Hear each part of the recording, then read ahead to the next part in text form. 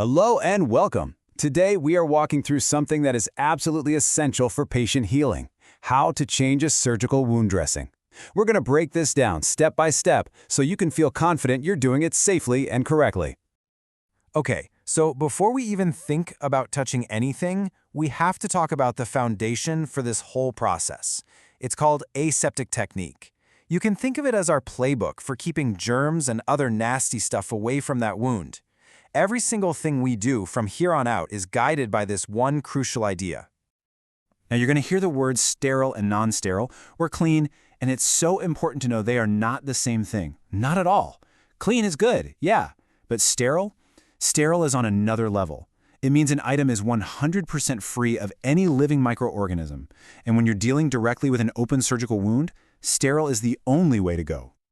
So, here's our game plan. We've broken it all down into 5 clear parts. We'll start with setting the stage, then move to taking off the old dressing, cleaning the wound, putting on the new one, and finally, wrapping everything up.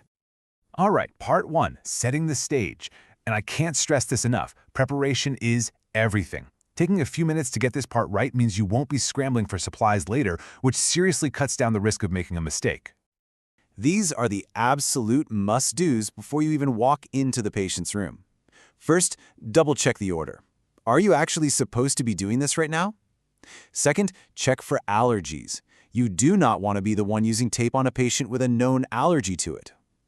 Third, get everything, and I mean everything, you're going to need and have it right there. And last but not least, the golden rule: wash your hands. Okay, now we're at the bedside. You always confirm you have the right patient, using at least 2 different identifiers. Then, you talk to them. Pull the curtain for privacy, and just explain what you're about to do.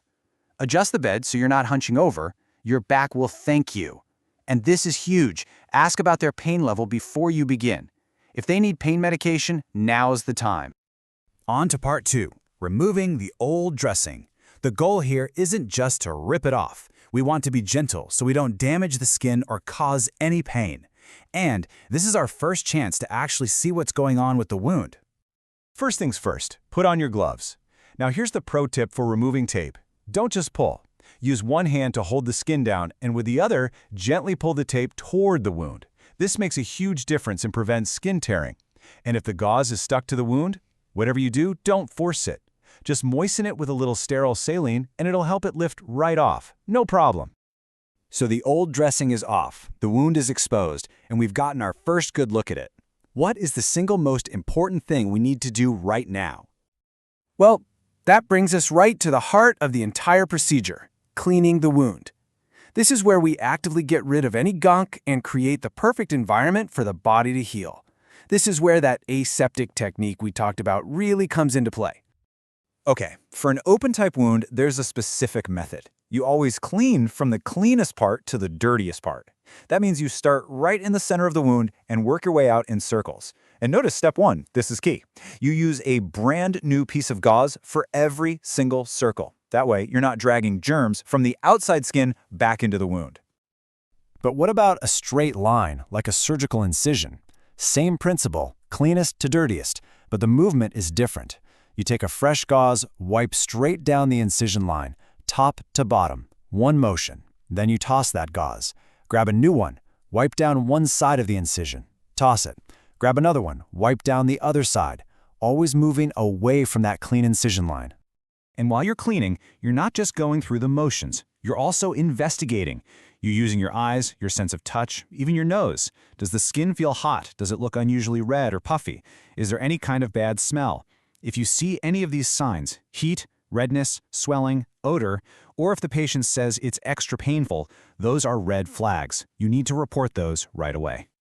Okay, the wound is clean, we've had a good look at it. Now we're on to part 4, applying the new dressing. We've just created this nice, clean environment, and now it's time to protect it with a sterile shield. This is basically the reverse of how we cleaned. You're going to gently place that first piece of sterile gauze right over the center of the wound. Then you'll layer more as you move outward. Now here's a crucial measurement to remember. The dressing needs to go at least 1 inch past the edge of the wound on all sides. That ensures you get a good seal. Then you just tape it down so it's secure. And that brings us to the home stretch, our final phase, finishing with care. The main event might be over, but we're not quite done yet. How we wrap things up is just as important as how we started. So here's our final checklist. First, make sure the patient is comfortable. Then, lower the bed all the way down. That's a huge safety step to prevent falls. Get rid of all your used supplies in the proper bins. Take off your gloves and wash your hands one last time. And finally, the ultimate rule in healthcare. If you didn't document it, it didn't happen. You've got to write down what you did and what you saw. So as you can see, changing a dressing is so much more than just slapping on a new bandage. Every single step is a deliberate, careful action designed to stop infection and help someone heal. It's a perfect example of how something that seems so simple is actually a powerful line of defense. It really makes you think, doesn't it? What other simple things we do in patient care actually have a massive impact?